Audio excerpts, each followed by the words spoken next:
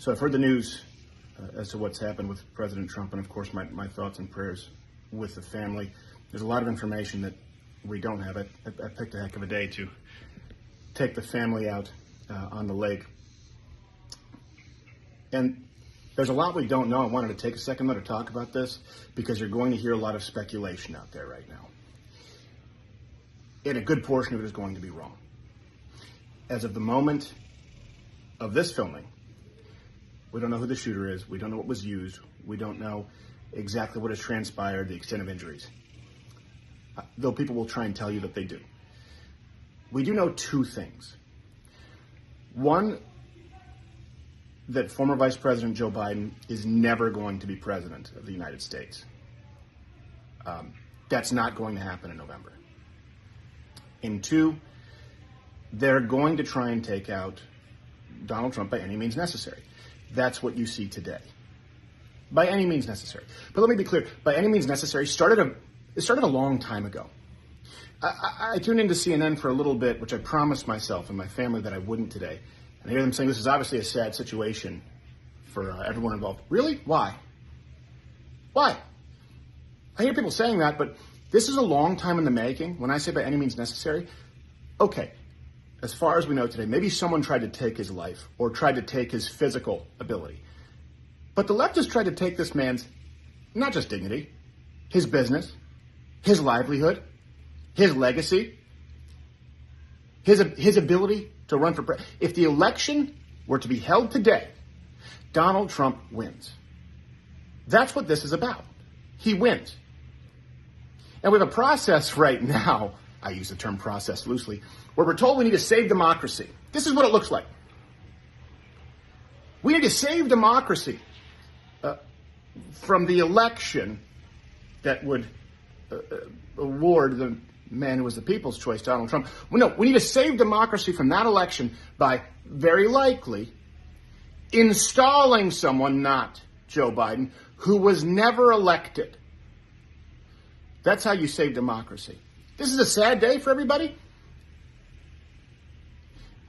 You painted the man as Hitler. And I've talked about this. The left has been trying to say the right will be extremist. We all knew that it was going to go down this way. We all knew that this was coming, and we all knew that it was coming this way.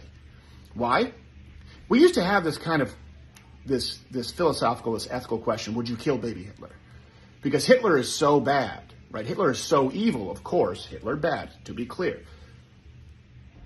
That you'd find yourself in a moral quandary, right, in this hypothetical situation as to whether you would kill a baby, even though you knew it would grow up to be the evil that is Hitler.